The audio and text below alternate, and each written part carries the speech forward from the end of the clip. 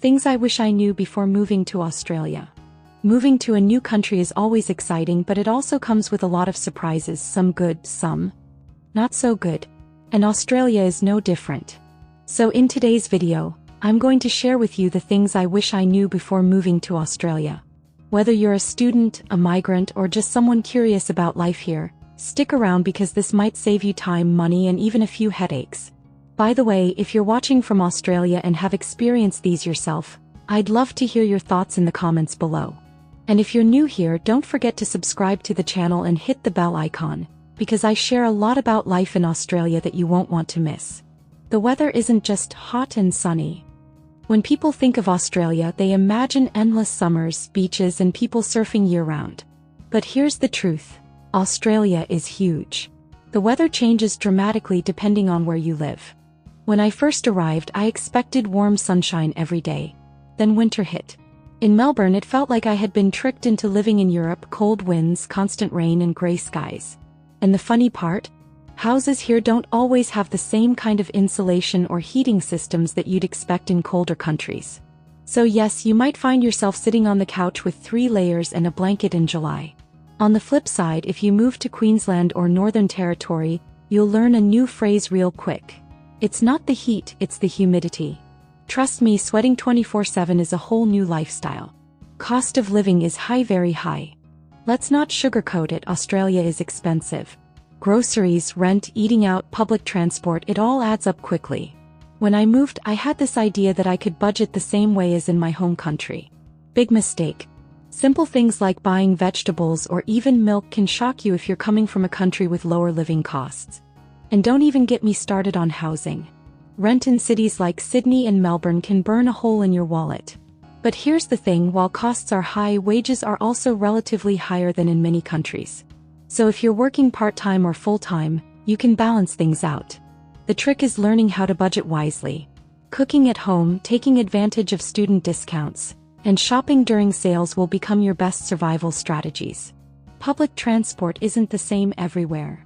Before moving, I thought Australia had one giant connected public transport system. Wrong.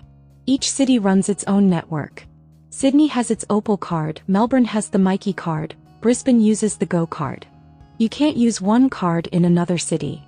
Also, public transport is reliable in the big cities but not so much in smaller towns. And here's something I wish someone had told me earlier. In some suburbs, buses stop running very early in the evening. Miss that last bus and you'll either pay for a very expensive Uber or enjoy a long walk home in the dark. Jobs aren't always easy to get. This is especially important for international students and new migrants.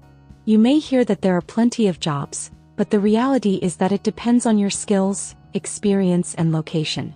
Hospitality, retail, and delivery jobs are easier to get, while professional jobs can take longer. And one big tip, Australian employers love local experience. Which means even if you have great qualifications, they might prefer someone who has already worked in Australia. The way around this is volunteering, internships, or taking up entry-level jobs first. The health system is amazing but confusing. Australia has one of the best healthcare systems in the world, but understanding it can feel like solving a puzzle. There's Medicare, private health insurance, bulk billing, gap fees. It can be overwhelming at first. As an international student or migrant, you usually need private health insurance. If you're a permanent resident or citizen, you can access Medicare. What I wish I knew earlier is that not every doctor bulk bills, which means free or low-cost consultation. Sometimes you'll pay out of pocket and then claim part of it back. So always ask before booking. Wildlife is everywhere. Everyone jokes about snakes and spiders in Australia. But the truth is, yes, you will encounter wildlife, but not always in the way you expect. You might see kangaroos hopping around in rural areas, possums climbing your roof at night, or giant cockroaches that just won't die no matter how much bug spray you use. And don't even get me started on magpies during spring. Those birds will swoop at you like they've been personally offended by your existence. Cultural differences. Australians are friendly and laid back, but there are cultural quirks that might surprise you. For example, people say, "No worries" for everything. It can mean you're welcome, it's okay, or don't stress. Another thing is how much Australians love sports. AFL, rugby, cricket, you can't escape it. During big matches, it feels like the entire country stops. And let's talk about slang. Australians shorten everything. Breakfast is brekkie, afternoon is arvo, and McDonald's is maccass. If you don't know the lingo, you'll feel like they're speaking another language. Food isn't what you expect. Yes, you'll find great food in Australia, especially with so many multicultural influences. But I was shocked by how different the food culture is. For example, eating out can be really expensive compared to cooking at home. And you won't always find the same variety of cheap street food like in Asia. On the flip side, Australia has amazing coffee culture. Forget Starbucks, here people are serious about their flat whites and cappuccinos. And once you taste real Australian coffee, you'll never look back. Driving is a whole new experience. If you plan on driving, brace yourself for a few surprises. First, Australians drive on the left side of the road. Second, distances are huge.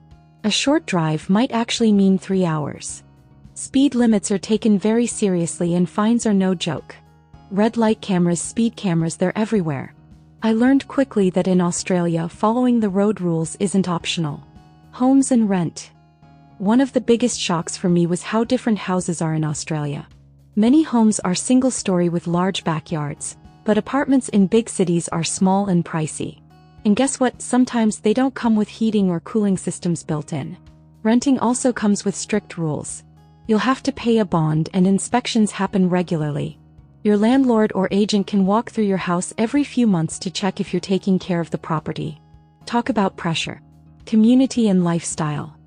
On the bright side, Australia is very community-oriented. People love outdoor activities, barbecues, and social gatherings.